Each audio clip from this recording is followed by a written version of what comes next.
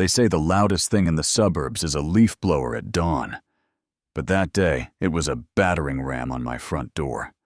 Wood-cracking neighbors. Filming like it was a parade, and at the curb stood Marlene from the HOA with her arms crossed, like she'd booked the venue, two guys in federal-style windbreakers, shouting about a warrant I never saw. And I'm thinking this has to be wrong, because real agents don't wink at an HOA president, and real raids don't smell like cheap cologne and gun cleaner. You know what I mean. I'm Ethan. I fix things for a living. Wires, mainly.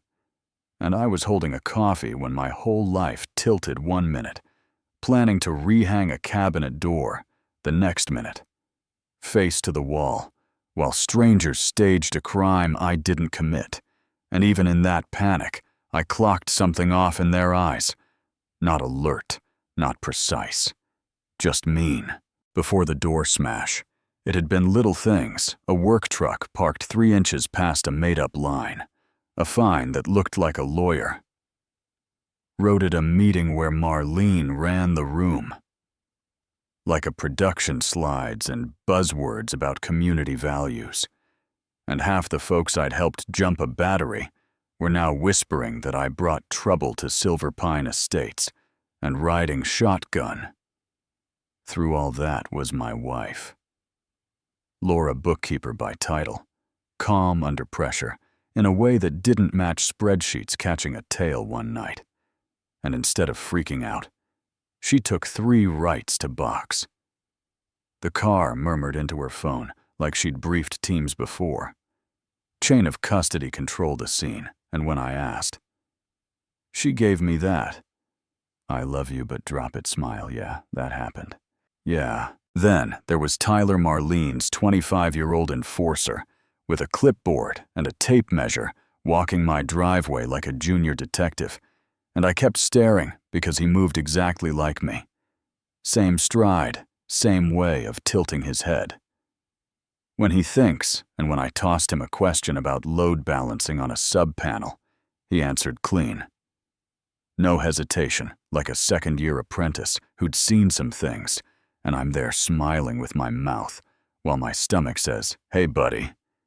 You feel that that's a puzzle piece sliding into place. 4 families had sold in a year, all corner lots, all after escalations that felt choreographed. So I drove past the empty houses. Same violation photos, taped crooked on front doors. Same liens. Same sudden for sale signs. And in one abandoned mailbox, I found a card. North Line Geological Survey. A name I didn't know yet but would. And when I got home, Laura asked me the kind of questions no bookkeeper needs. Maiden names, past committee ties, land use history. And she said it quiet, maybe you should start keeping records the way they do. The day I heard the bomb go off, Marlene was behind the clubhouse, hissing to Tyler about adoption papers in a safe, and how DNA doesn't lie. And I felt time fold in on itself, because 20 years back, there was a girl named Jenna who left without goodbye. 6 weeks of heat and promise, and then dust. And suddenly, that old ache had a fresh edge. So when I saw Marlene later with a leather folder, I stepped in her path. Voice shaking.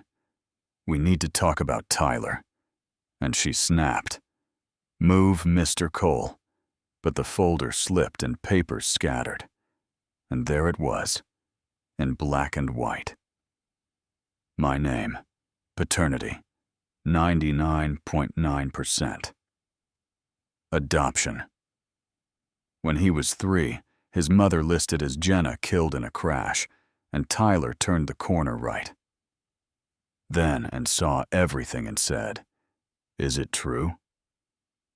Barely a breath, and Marlene's jaw worked, and she said yes, like it was a weapon. And he looked at me like a man and a boy at war, inside the same face. Tyler handed me a photo he'd been carrying. Black SUVs, men in suits, and my wife Laura shaking hands like she belonged there.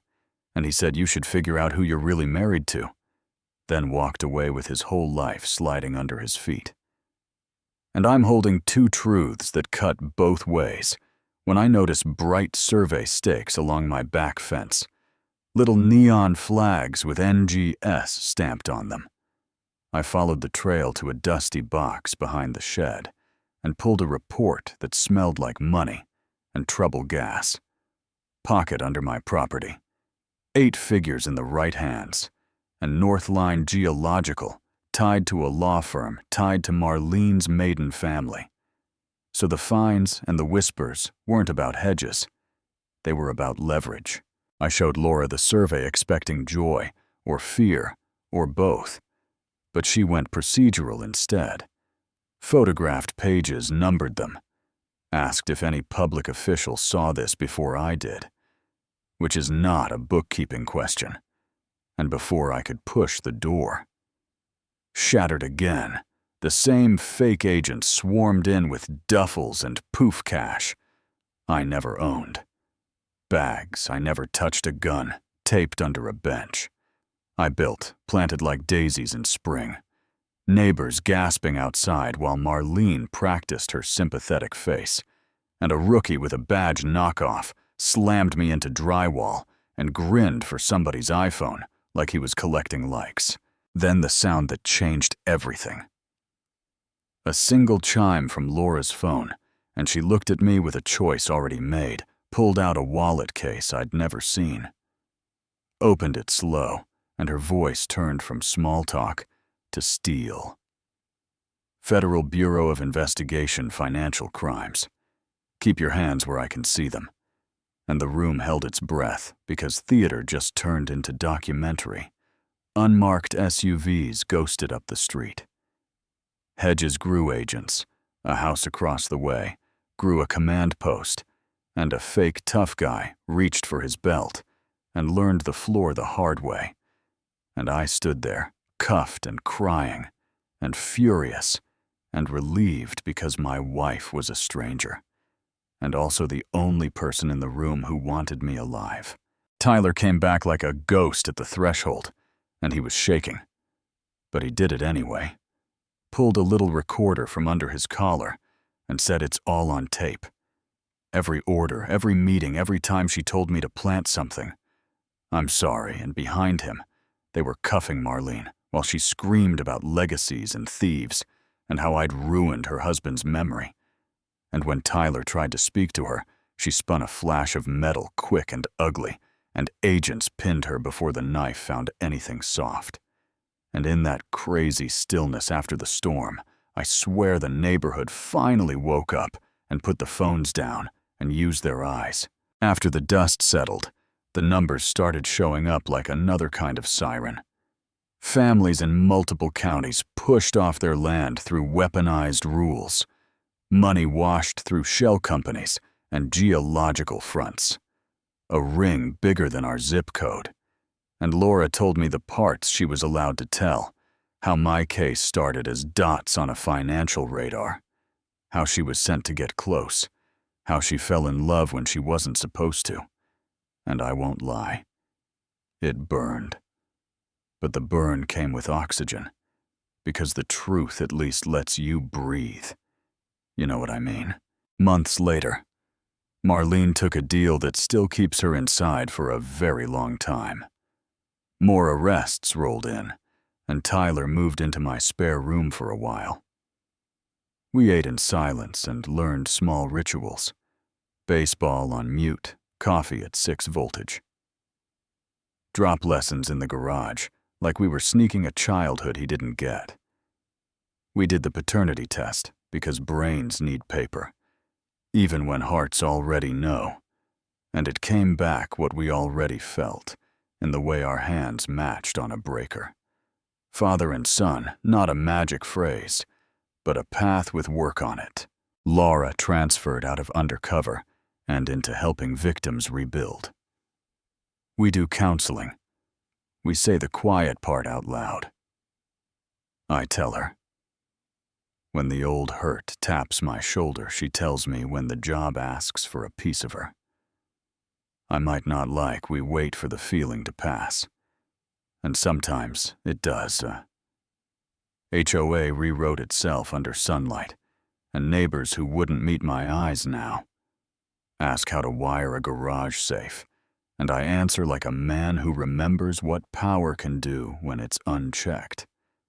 Ground fault where water lives, and no more rulers at the curb pretending to be justice. The gas under my property didn't turn me into a cartoon rich guy. It turned into careful contracts and security protocols and scholarships with my uncle's name on them. Because if something good found me after all that, it better find other people too. And when an unfamiliar car idles too long on our street, I still feel the old tightness. But I also feel this stubborn promise that I'm not going anywhere. Not again. Not because somebody with a clipboard said so. So that's the whole mess. And the whole mercy. I got set up in my own house. I learned my son had been standing in my yard with a tape measure and a heart full of lies he didn't plant. And my wife turned out to be the one person brave enough to stop the play before the curtain fell on my life. And if you think that makes me naive or lucky or both, you're probably right. But I'll take stubborn over bitter. Any day, because stubborn gets you through the part where you rebuild the door, and then the trust, and then the community. Conversation, one rule, rewritten in plain English. Tell me what you think the real crime was here.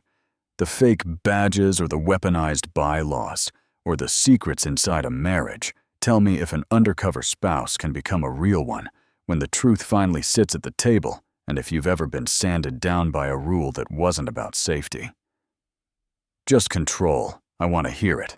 Drop your story in the comments, hit like and subscribe. If this hit a nerve, and share this with the one